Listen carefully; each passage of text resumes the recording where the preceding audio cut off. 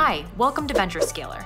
I'm Sasha, three-time head of people at venture-backed startups. And I'm Jake, 3 times ops and growth leader from the venture-backed startup circuit as well. And we're here dropping all of our best tips on how to scale your startup. Hi, everybody. Thank you so much for joining Jake and I on Venture Scaler today. We are joined today by Tom Spengler, one of my favorite people in the entire world. That is a great intro. I love it. That's all you need. He supports my sour Skittles addiction and buys me coffee when I need it. Intro done. Yeah. But is there anything else pertinent that you would like to share with the folks watching, Tom? I love working with Sasha and Jake as well. They're incredible. Got a great chance to work with you guys at Coplex, and it was a wonderful time. I learned a lot from both of you, so thank you for that. My background for the audience, I guess, since you guys know it, I was the founder and CEO of Granicus, which is a software company in the public sector, kind of legislative automation, communications, 5,000 government agencies now. I ran that for 15 years. 0 to 25 million in reoccurring revenue in San Francisco and the Bay Area, and started when I was 24 and as the founder there. So got pretty ambitious and started early.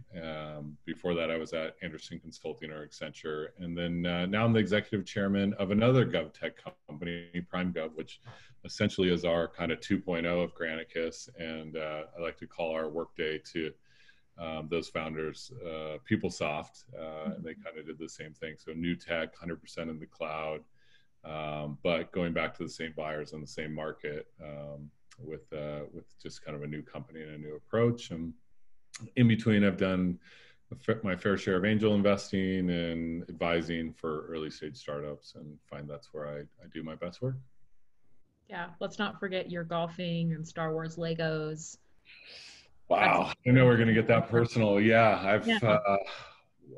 have a wonderful wife, Valerie, and 2 little kids, Hudson and Savannah, and they're 4 and 2. So my life is kind of crazy, and we do a lot of Legos and go in the pool. And I used to golf before I was working so much.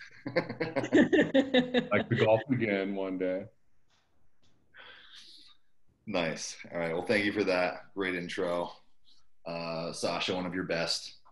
So, Tom, thinking back to your Series A at Granicus, so way back, what would you say is the single best decision that you made after raising that Series A round of funding?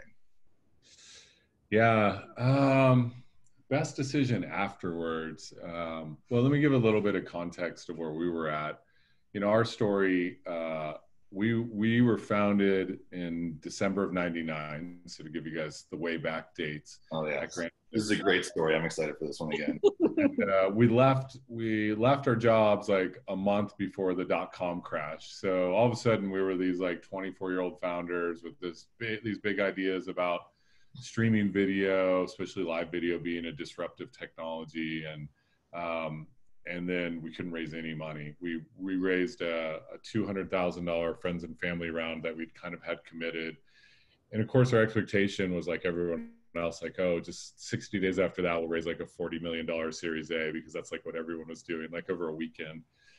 So we had to bootstrap really hard. And, you know, we tried a couple different markets. We landed on government for our technology, and started kind of opening up, creating transparency for public meetings. And we were down to, you know, we were up to 10 people at one point, and then down to really nobody. We were on unemployment for a year, just the 3 founders, and we just kept going, right? And so then we finally got product market fit, the economy came back, and from 2003 to 2008, we were 300% year-over-year growers, which was like, that's probably like one of the most exciting times of my life, because the business that we'd been working so hard on for 3 years that was basically a failure all of a sudden turned the corner. And to grow at that rate, you're going from like 3 to 9 to 27 to, you know, 54 to, my math's going to get bad now, but all of a sudden we're like 130 people, and we had to move offices every year. And that's when we raised our Series A. So we were late to the Series A, and we had just figured we'll just keep doing the organic growth. And we actually were lucky that all of these people started knocking on our doors. And to be frank, they'd all told us to kind of, go away when we wanted to raise money in 2000. And so I was just like, screw you. Which I don't think they normally hear that often, but we had a good business. And so we ended up bringing in JMI Equity. They ended up being a great partner for us, and we brought it in like January of 2008.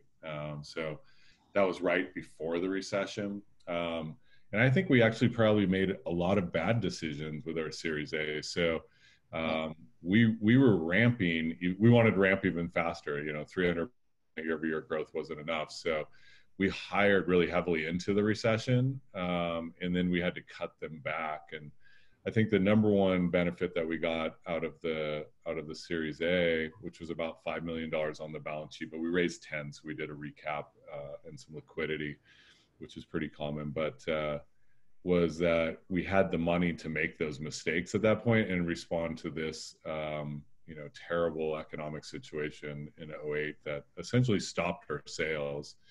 For like 2 years, we were just, kind of down and very flat on the sales side. It did allow us to do a couple acquisitions. So I think on the good side, we bought webcasting.com. We bought a company called Legistar, or a Daystar company that has a product called Legistar, which is one of the best in the market. And we were able to do really well with that acquisition in terms of, nice. Sort of the kind of ROI. So quick follow-up there on that story. So you're thinking about raising the round back in 99. Everything fell apart, couldn't raise the round. And then you bootstrapped and didn't raise a formal institutional round until 2008, almost 10 years later. I guess at that point, why raise that round or go to PE at that point? Yeah, I think we just thought, all right, there's these like world-class, great Silicon Valley investors, knocking on our doors. Like, we're kind of being idiots by just shunning them. And then, you start to kind of understand what you could do with additional capital, right? Like, if at that point what was happening for us is we were the only solution in the market. We had created the market like a lot of startups do, but we were starting to see some copycats, and we would not win some deals because we just didn't have coverage. We weren't talking to somebody, some city would sign up for something else. We believed pretty strongly that if they would have spoken to us, we would have won the deal. That's kind of how I always think. But so we were like, well, we got to go get the whole market. And then we started thinking internationally. And so that was kind of the reason behind, is that we had that product market fit, and we just needed capital to grow even faster.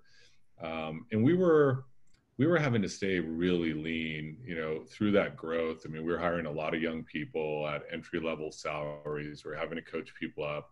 We probably at that point needed a little more senior management team that we could bring in to really scale up. So it was creating optionality around our future, accelerating some of the things that were working, and then probably let us, make a couple bets on other things to really grow the business. And unfortunately, the timing ended up being bad for some of the bets, but it all turned out pretty good. I think the company's for sale again. So I exited in 2014, into 2014, and Vista Private Equity owns it, and it's for sale for over $1 billion now. So that's kind of cool. Wow. That's incredible. Yeah. All right. So now fast forward to today. So you're at PrimeGov. There's already quite a bit of capital that's already been put into the company, likely through like the founders and the co-founders, but you're nearing your first institutional round of capital. You're starting to think about a more formal Series A round. So what are the things that you're thinking about now that you'll need to do in the next 12 to 18 months once you raise that round to scale? Yeah, that's great. So I think the PrimeGov story is just a little bit unique because we essentially have like a corporate partner who's been helping kind of fund the business. So we're really like on track for a Series A from all of our kind of unit economics in terms of like ARR under contract and bookings growth, size of the team, et cetera. And so kind of a traditional Series A, maybe $5 to $7 million raise on, let's say, 15 to 20, maybe mid 20s. Yeah.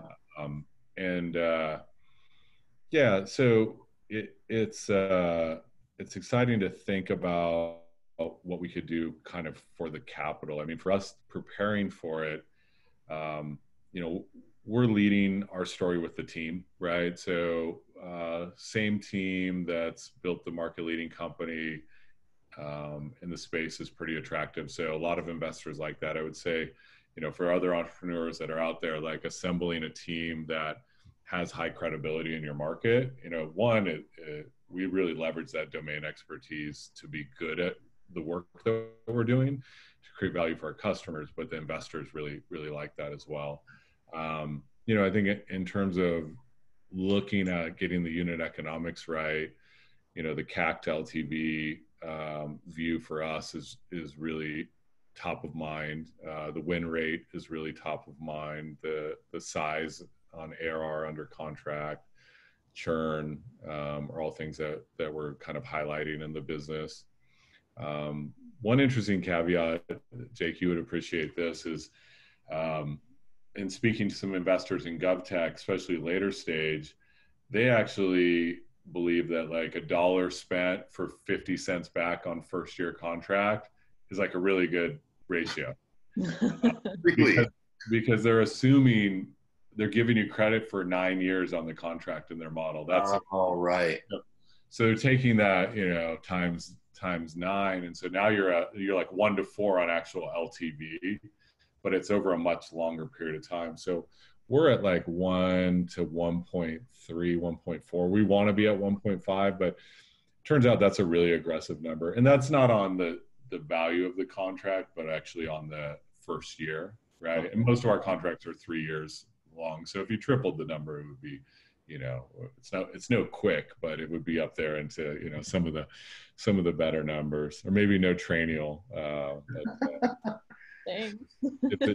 You're assuming that the governments are going to, because it's in the government space, that the like churn rate's going to be a lot lower, like the stickiness is way higher, so they're giving you a little bit more credit on those unit economics. Is that what it is? Yeah, and it's just, you know, it's a proven out number across all the companies. You know, it's at Granicus, we were 0 churn for 8 years, which is just insane, right? Like 0. Like we didn't lose a single dollar in contracted revenue for 8 years, or a logo. Like, I think that's probably a world record. I mean, anyone watching the video that's done better, please send in an email to Sasha, fill her inbox up. She'll forward it on. But so, and then when we brought the private equity in, or kind of ran our process to sell it 15 years later, it was 99%, you know, so we were losing like 1% a year on a $25 million number. And so that's why the upfront in our model is more expensive, because the sales cycles are really long. And then the back end is also more valuable, I think, because people just don't want to switch. Even when they're out of contract, they'll renew with you at a high probability. So that's good. Now, the opportunity for us is that a lot of the current companies have been bought up by a big kind of PE. They've lost some of their focus. So this domain expertise that we bring plays really strongly to the market buyer. And then they've also, you know, really maximized for EBITDA. So they've been pushing and testing the profit margin with allowable churn, and you know that frustration that is being created in the marketplace becomes your competitor's opportunity, right? And so we're talking to a lot of customers who, you know, are like, hey, we've kind of had enough of you know, kind of testing that thesis of how long will we stay around, you know, these government contracts, how long will we stay around? But even with that, I would say the churn levels for other vendors in the space are still low compared to traditional markets, other markets, enterprise or whatever. So. Nice. Very cool.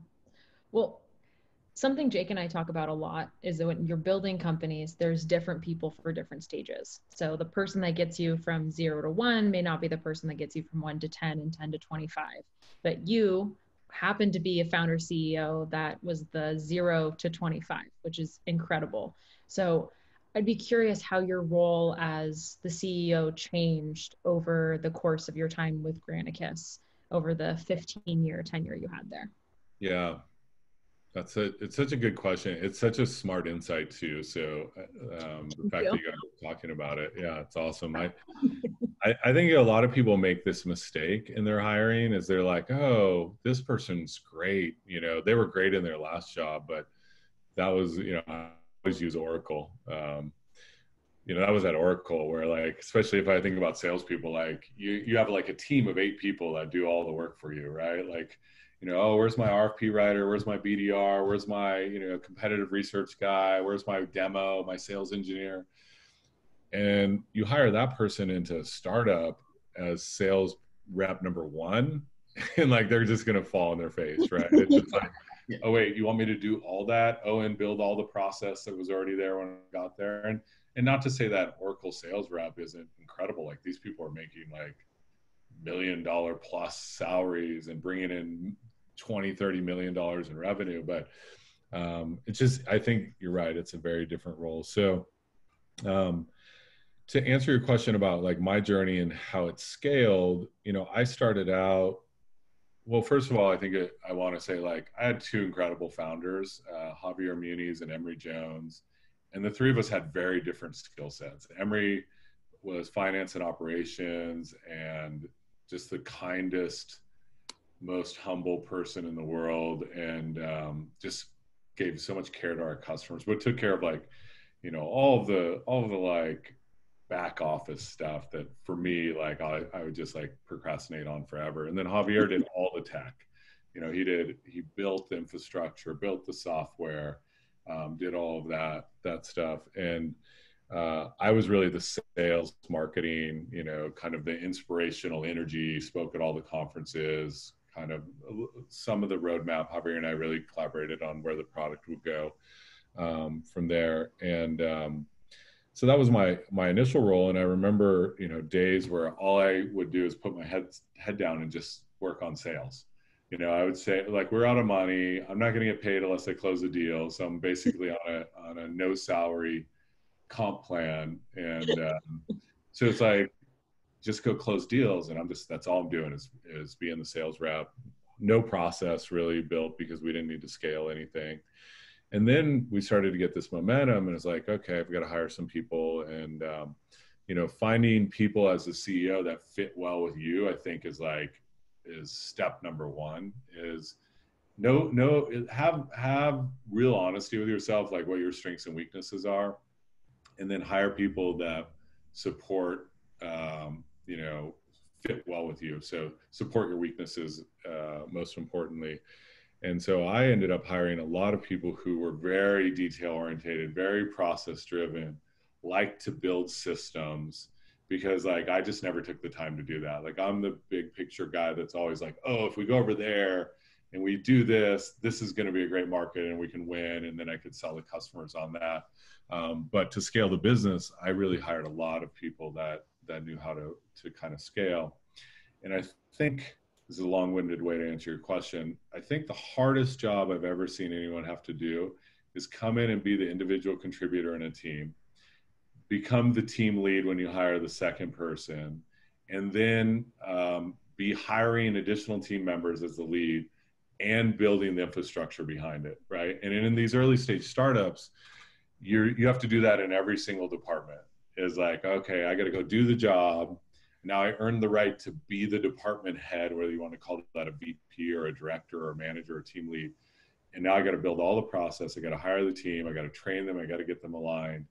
And I would say that I see, you know, 25%, maybe 30% of people who are good enough in their job as individual contributors to get that opportunity, able to successfully do it. And I was fortunate to have a handful of those people. Sharif Agib, who's our CEO at PrimeGov now, on the operations side, did that. Charles Blanchet, my old VP of sales, did it on the sales side. And those are just two great examples of people that I've seen do it. And now, you know, they're kind of writing their own tickets and they can do whatever they want and be CEOs and you know, head of sales at awesome companies. So I think that's a huge challenge in terms of the scale piece. Mm-hmm. Did you have a stage with Granicus that was your favorite in terms of leading the team? Was it when you were on food stamps really early on, when you started to get some traction, or No. the later stage when it was more established? Yeah, for me, Sasha, I think it's all about, I just like winning. I mean, I just like winning. Like, I'm one of the most competitive people you'll meet. You know this from sitting next to me at Coplex for a year plus. And so my favorite part was the 3 years or the 5 years where we were 300% growers year after year, and we were winning like virtually every deal that we were in, we won. And, you know, we were in the Inc. 500. I think we were like 18th fastest growing company in the country. I mean, like we were just ripping it. And that was by far the most fun. And the part that was fun was the winning plus doing it with this team where everybody was all in. Mm-hmm. You know, I'm just in focus and effort is the things that I've seen make companies successful, right? So focus is both your strategy in the business, but also your time as the team. And if I'm trying to do 5 things at once, it just makes sense that I'm not as good at the one of the things that I want to do. And so focusing tightly on your business and then just putting in the effort. And people are in different stages, so I don't advocate this for everybody, but like we were in our 20s and early 30s when we were building the company. We didn't have anything else to do, right? Like had no mortgage, no car payment, no kids. You know, it was just like I could risk everything to build this business. And we were working 80, 100-hour weeks for like a decade. And to look back at that and think that was like the time of your life is kind of crazy, but I would say that's pretty accurate. In terms of management as a CEO, I remember distinctly when we went about 35 people after we grew out of a specific office actually that we were in where it was like 35 people, maybe we bumped up on 40. That's when I no longer kind of knew what everybody was doing and exactly like able to see their work. And I realized like I have to start working through my team more. And that became my priority, was like, how do I support my direct reports? How to give them clear guidance on what they need to do, but also just make sure they're being successful and really empower them with like broad targets and just say, you go get it done and figure it out. And it's your team, it's your budget. You know, kind of go own it. And at first that was a hard transition because I loved knowing and being close to everyone on the team because it's just a lot of fun. The whole time at Granicus, and you know, Coplex pretty much the same way. Like I like to interview everybody that's going to come work there. And so I think as a CEO, it's a good thing to do. And so I liked helping those employees achieve their personal goal inside of the company as well, right? That's when you get this beautiful outcome, is when you've got everybody aligned for what the company wants, but what they want in life really fits well into that and their role. And they're waking up every day going, I can't believe I have this opportunity. You know, I'm going to go work my butt off, and this is exactly what I'm going to do with my life. That becomes really powerful. So I know that was a tangent, but hopefully I answered the question. I love it. No, we last week we were chatting with Greg Scoresby, the CEO of Campus Logic, and he talked about building a recruiting culture and how he, to this day, is spending at least half his time on LinkedIn stalking people, light stalking, or sourcing people.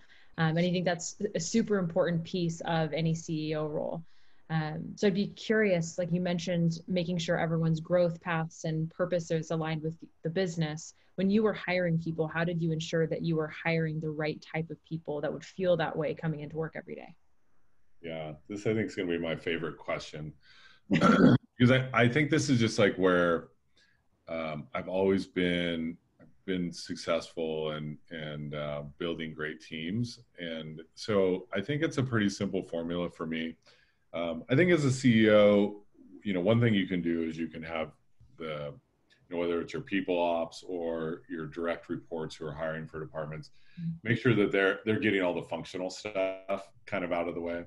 But the three things that I think are really big for me is, one, I'm always, especially when you don't have money, if you're in a startup, right? Like, I'm always looking for high potential people, right? And so the first thing I want to look for is a pattern of success.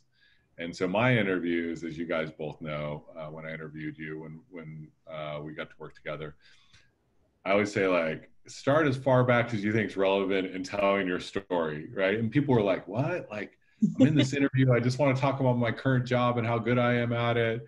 And I'm asking you, like, stuff from high school or even like before, I mean, with younger hires, it's a little easier to get back there, but I want to know, like, did you learn how to be successful and win in your life? Did you kind of, did you figure that out? And for me, it was in high school for basketball.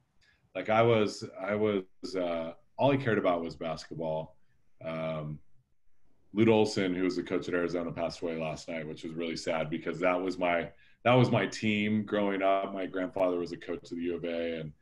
And so I got, kind of like I am now with startups, I just got completely obsessed with basketball. And I learned that if I really worked hard on it and stayed focused, I could kind of start passing up people who were better than me the year before in, junior high or whatever.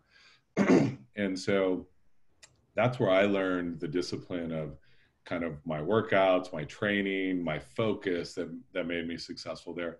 And then I was able to apply that to other things, right? So academically in high school, I was like a 2.8 GPA, right? And people were like, what? Like, how did that happen? And then I got to college and I decided to apply these same, like, patterns to academics as well as basketball. And I had like a 3.9, and my parents were like, what is going on? Like, how did you get such good grades? But I was actually interested in trying. And so I want to find out people's pattern of success, right? Show me times that you've been able to apply that. The more times, the better. And I think what's really hard for people is that they, if you're hiring younger folks because you don't have a lot of capital, you have this, like, really short period of time to figure out if they know how to be successful. And so that's number one. Number two is I want your passion as an employee to be in line with the job that we're asking you to do, right? And so an easy one on this is we just hired an awesome marketing director, Vishal, at PrimeGov. And when I ask him, I always ask this question: tell me about your hobbies, what books you're reading, right? And if he's like, oh, 50 Shades of Grey is, like, my thing, and this is what I, and Harry Potter, you're like, oh, okay, cool. But, like, his answer, of course, is all these different marketing books, oh, I'm reading this and I've got these marketing podcasts. And it's like, oh, you actually like the field that you're good in. And I think we always assume that people are like, oh, I work in this field, I must like it. But I don't know. What do you guys think? Like, a third of the people actually like their jobs or like the fields that they're in. And so I don't want to hire the person who's good at a job but doesn't like it. Like, attorneys is a perfect example. Like, 99% of attorneys don't want to be attorneys, but, like, they pay for all that school and they make so much money, so they just keep doing it, but they kind of hate it. So pattern of success, if I see high trajectory, job is in line with their actual life passion. And then number three is really simple. I like to give people an opportunity that other companies wouldn't, right? Like if I find a high performer potential, someone I can really believe that's going to be an A player in the making, that loves the work that we're going to have them do, I want to give them an opportunity that they can't believe they got, right? Lauren Alexander was one of the first people I hired like this. We were hiring a marketing manager, and she had just graduated college. And it says on the rec, 3 to 5 years experience. And okay, you're still in college. Why are you applying for this job? And it's like, well, let me show you how I can do the job. And she had those other two things, and we hired her and gave her the job. And so, of course, it's like, she's all in, right? Like, I can't believe I have this job. I'm going to go work as hard as I can. And this is going to be exciting for me. So So that's basically my hiring plan is to find those three things. If you they need to be able to do certain hard skills, so you got to get that checked off the list. I usually didn't have to be the one checking that off the list. I would get the top three candidates, and I'd be looking for these things. But yeah, there you go. I love your hiring philosophy. It's beautiful. I'd be curious, as you hired people and you grew the company, how did your compensation philosophy change over time, or did you have a similarly passionate view on compensation? I think compensation is really hard. True that. Yeah, it's tough because I think number one, every agreement is negotiated separately, right? Like, I mean, I think in startups, you've got people who are like, oh, these are my bands, this is the range of comp. And of course you want fairness, but when you've got someone you really want and the number is X that you need to pay to get them, then I find that you're always kind of like paying up, right? And then you're, thinking about the rest of the team and how you get equity there. I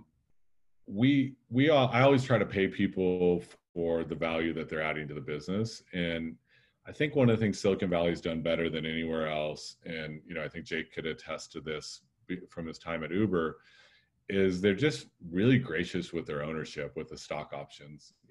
Like, if you give people good ownership in the business, then they're naturally compensated for the value that they're creating, right? And at least as a team, you may have somebody that's creating more than others, but that's always been number one. I think we were really gracious at Granicus on the stock option piece, and it just creates this unity. When people are like, oh, I own some of this, then they're less worried about their salary or their variable compensation or their bonus and those types of things.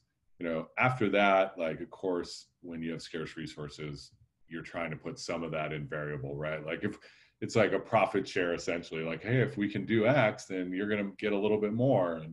And those plans, I think, are hard to execute on.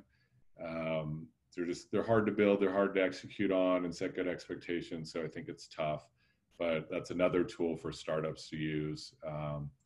And then, I think you just have to be conscious of the market value for people. And I think that's why we were always hiring younger people at Granicus. Now, we were all younger, and I feel like people hire people like them a lot. I think that's one of the issues around race and equality is like, people like to hire people like them, and they resonate with their stories a little bit. And I think as leaders in these companies, we have to be conscious of that potential bias, and we have to, kind of rethink how we look at some of that. But yeah, I mean, we had to hire people cheap, and when we were selling the business, essentially, or bringing in a new investor, the average salary that we had in San Francisco was $1,000 less than this company we're looking to buy in Iowa. So just to think about how lean we were, like in such an expensive market versus somewhere in Iowa, we were actually on an average salary per employee $1,000 less. But we were giving a lot of stock, and we were giving younger people an opportunity, right? So you're always trading something. If you've got a ton of cash and you can just go hire the 25-year veteran, who's still passionate about the industry and has got all that energy, then great. But those people I find are also pretty expensive and, want a lot of resources around them, et cetera. So. Yeah. Sorry to monopolize the conversation, Jake, but I have one more question. Yeah. You're on a roll.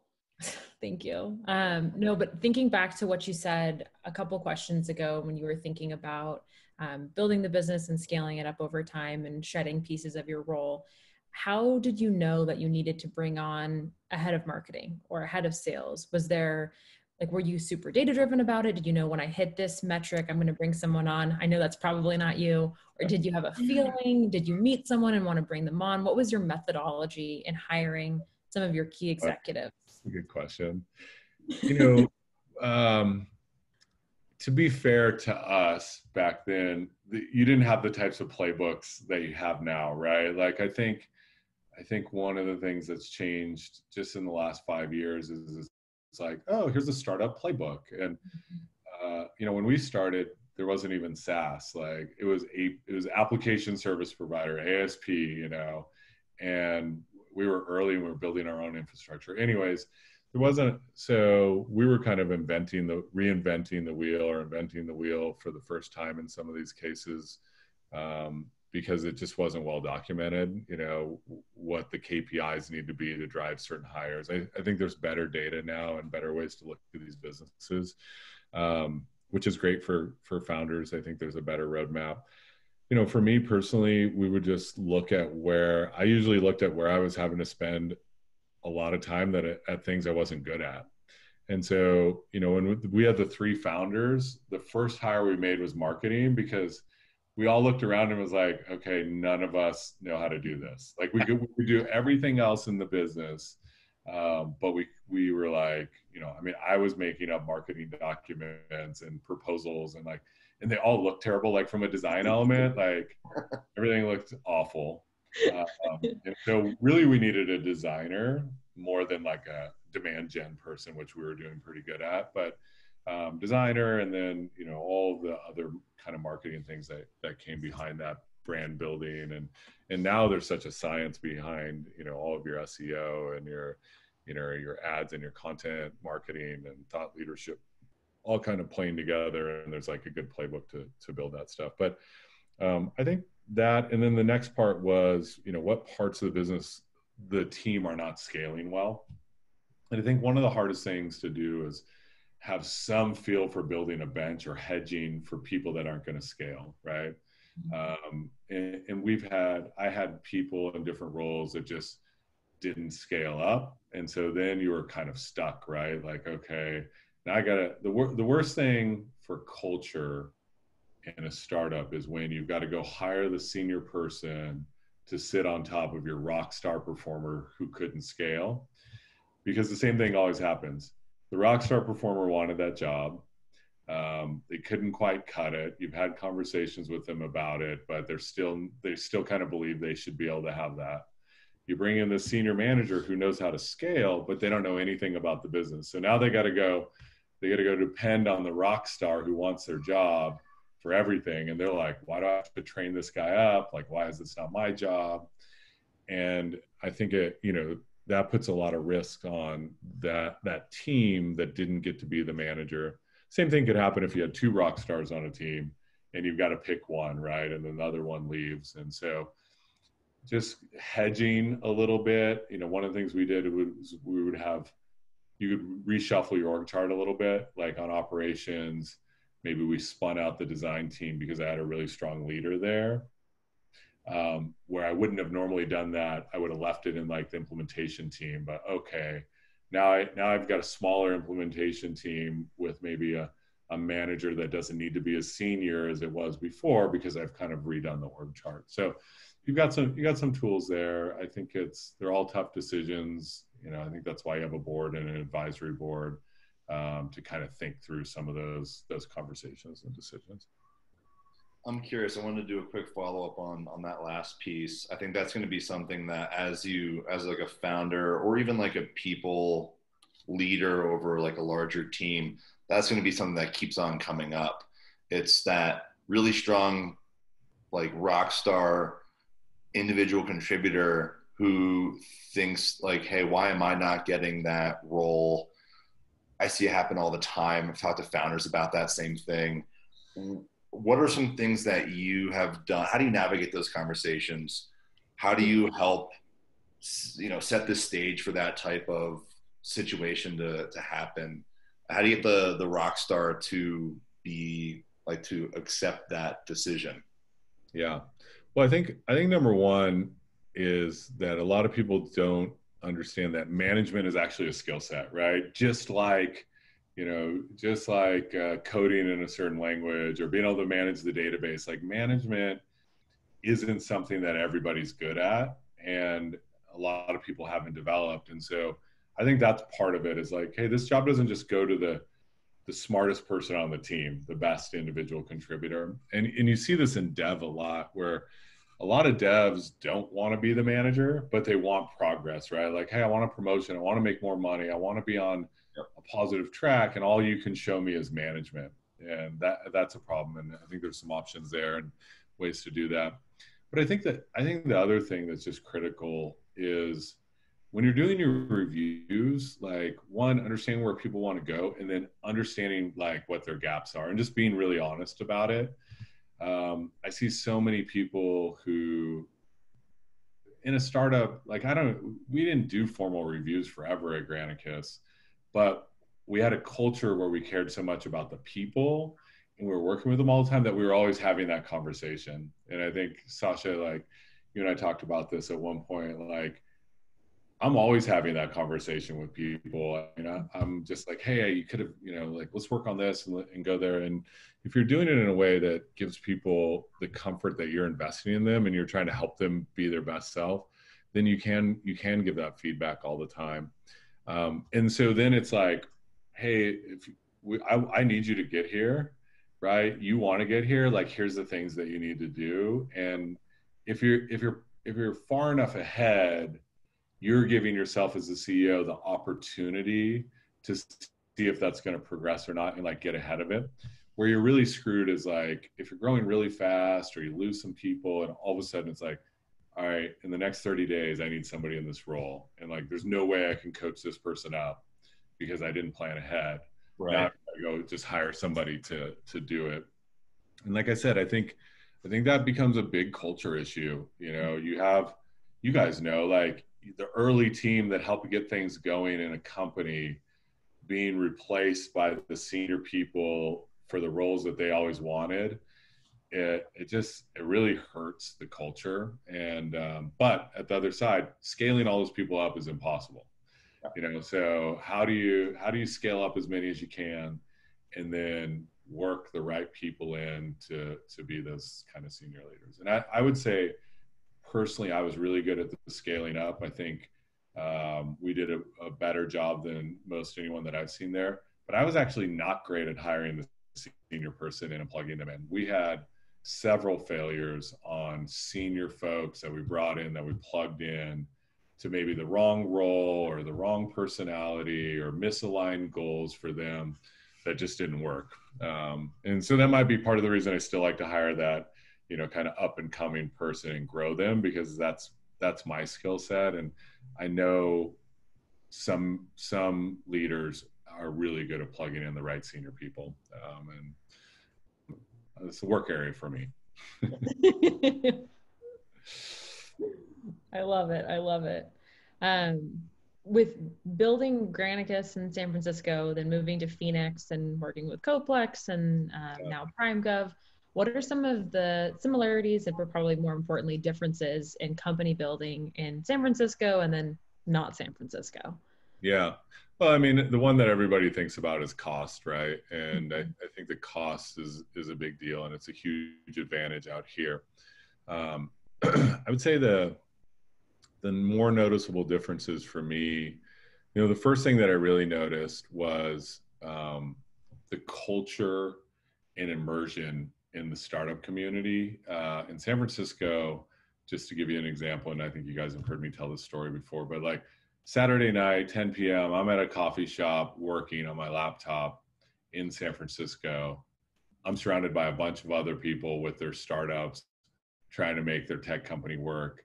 And it's essentially cool, right? It's like, oh, awesome. What are you working on? I think anywhere else in the world, I mean, less maybe New York or some of these other places, it's like, oh man, you got to work Saturday night. Like, you need a new job. And I think when I think back about focus and effort, the culture in the Bay Area just reinforces the work ethic, but also the belief. You know, when you're working for stock options and you're in Phoenix and you've heard a lot more bust stories than success stories, you're kind of like, all right, like, why don't I just go get that? You know, why don't I go sell something else? Why don't I go sell real estate and make those nice commissions again? And when we start having the, you know, Greg Scoresby, obviously just, they raised a bunch of money. Heidi Janang at WebPT with their exit. Uber had a huge office here. I think that was actually one of the biggest kind of momentum builders for the culture. Is you had all these Uber people that are like, hey, we just kind of did it. You know, I mean, it wasn't the founders and the very early team, but it was an early enough team that people made some money and saw how the Kool-Aid was made, and in a huge success. And I think that helps a little bit.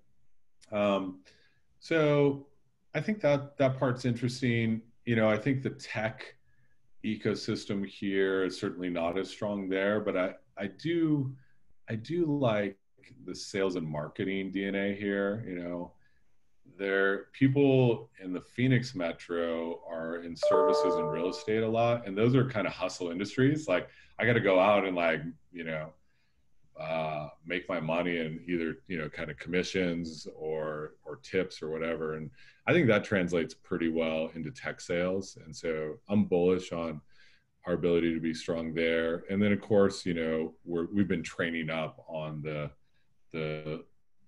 lower tech skills. You know, started out with support and implementation, and then your junior developers, and now we're getting good senior developers and architects and technical founders starting to kind of pop up. And so I still think that resource is a little more scarce than maybe it should be. And then the last big one that probably could have gone first with the cost of living is obviously that access to capital. Mm-hmm. And, you know, the Bay Area is almost always frothy, right? Like, you can say, like, oh, it's frothy now. Like, it's almost always frothy, and people can raise $15 million on an idea without a business based on their reputation or just the idea and the access to their network. I think outside of the Bay Area, then you've got to go get the proof, right? You got to go prove your model and show the traction, show the revenue growth, you know, kind of lock up the team, those types of things, and then you can go raise money. So those would be the biggest differences that I've seen. Nice. All right, we're coming to the end. So let's close with this question, one of our favorites. So what's one piece of advice that you find yourself giving startup founders over and over that you'd like to share with this audience? All right. You know, I think we've covered a lot. So stuff that we haven't covered. I think at the founder level, if you're talking about giving advice to founders, it's really one thing that's easily missed is the founder kind of agreement. You know, I think finding the right founder and then building an agreement that allows somebody to kind of back out without killing the company. I mean, I think founder breakups would be one of the biggest reasons startups fail. This is a really hard journey, right? Like, this is like a marriage with kids, right? Like, all of a sudden you're like, what is going on? Like, I'm not sleeping, I'm not doing all these things. Like, it becomes trying. And, you know, having a way that expectations are set really clearly. You know, we had a fourth founder at Granicus that essentially kind of decided, you know, this isn't, I don't want to participate at the same level. I'll just put it there, right? You know, just kind of opted out on working on the business. And it was like, okay, well, you still own a quarter of the business. Like, that's no fun for us to go kind of carry you along. And eventually, when we brought the Series A in, we were able to buy them out a little bit early, but, you know, it was like a $3 million check, you know, for somebody who, like, kind of just rode alongside, right? And so that would kill a lot of companies in their mojo. I think getting good founder alignment is great. And then, you know, for me, again, I just say, like, focus and effort is so important. You know, you're nuts if you think you've got a unique idea and a unique skill set to execute on that idea, and no one else in the world has that. The VCs will tell you, like, for every business plan they get 10 more that are almost exactly the same, right? Especially early stage folks, kind of like seed and Series A. And in the Bay Area, at least, where they're getting thousands of these.